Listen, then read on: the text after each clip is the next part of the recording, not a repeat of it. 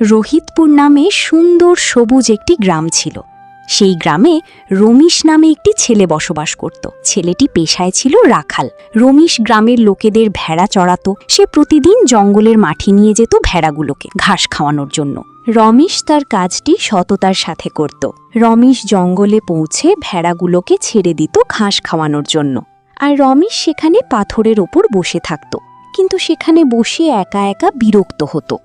খুব খারাপ লাগে এই জঙ্গলে একা এই ভেড়াদের সাথে সময় কাটাতে, কিন্তু কি করব, রোদে পুড়ে কাজ করার থেকে এই ছায়ায় বসে ভেড়া পাহারা দেওয়া অনেক শান্তি। রমেশ যে জায়গায় ভেড়া চড়াতো তার পাশেই ছোট্ট একটি বন ছিল, আর সেখানে কিছু লোক প্রতিদিন সকালে এসে খেতে কাজ করত।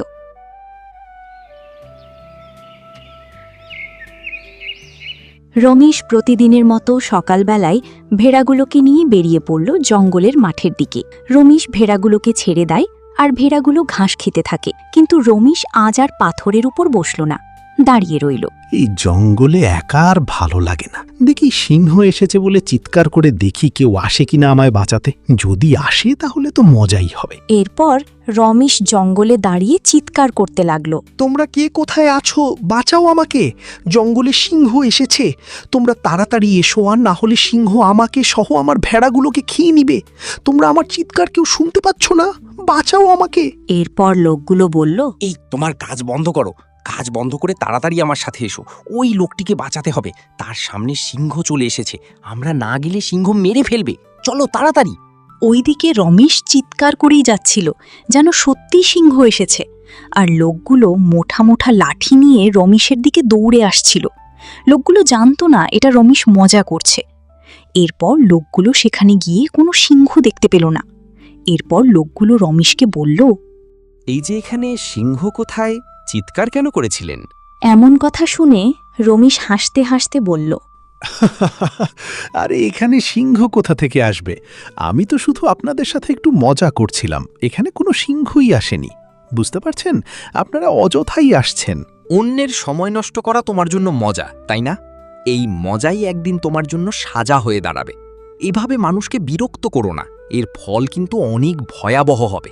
লোকগুলো রমেশকে এমন কথা বলে তারা সেখান থেকে তাদের জমির দিকে চলে যায়।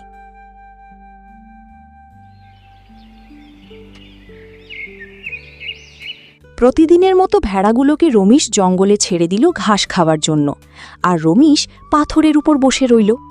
কিন্তু রমেশ পাথরের উপর থেকে নেমে হঠাৎ আবার চিৎকার করতে লাগল, সিংহ এসেছে, সিংহ এসেছে। এরপর আর কি, জমিতে থাকা লোকগুলো তার এমন চিৎকার শুনে বসে থাকতে পারেনি। তৎক্ষণাৎ হাতে লাঠি নিয়ে আবার দৌড়াতে লাগে ঘন জঙ্গলের ভিতরের দিকে। কিন্তু লোকগুলো এত কষ্ট করে যাওয়ার পর সেখানে কোনো সিংহ দেখতে পেল না। এরপর লোকটি যখন জিজ্ঞেস করল, এখানে তো কোনো সিংহ নেই, তুমি চিৎকার কেন করছো?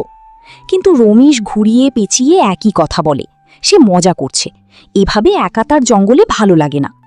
রমেশের এমন কথাগুলো শুনতে তাদের অনেক বিরক্ত লাগে, তাই তারা রমেশকে আর কিছু না বলে সেখান থেকে তাদের জমির দিকে চলে আসলো।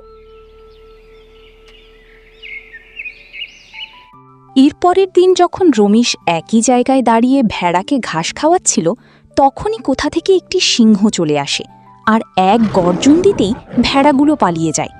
রমেশ আবার চিৎকার করতে লাগলো, কেউ আনাকে বাঁচাও, এবার সত্যি সত্যি সিংহ চলে এসেছে। রমেশ অনেক জোরে চিৎকার করেছিল।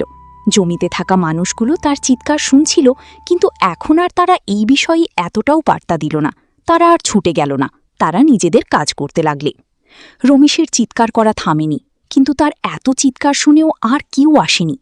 কিন্তু সিংহ তাকে আর সময় দিল না।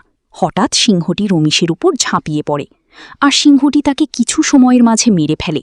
এরপর দেখা যায় তার রক্তে মাখা লাশ মাটিতে পড়ে আছে, আর সিংহটি আবার জঙ্গলের দিকে চলে গেল। তো ছোট্ট বন্ধুরা, আমরা এই ছোট্ট গল্প থেকে শিখলাম, মিথ্যা কথা বারবার বললে সত্য কথাও মানুষ বিশ্বাস করে না। তাই আমরা কখনো কারো কাছে মিথ্যা কথা বলে বিশ্বাস ভাঙব না। তো ছোট্ট বন্ধুরা, সবাই ভালো থাকবে। আল্লাহ হাফেজ।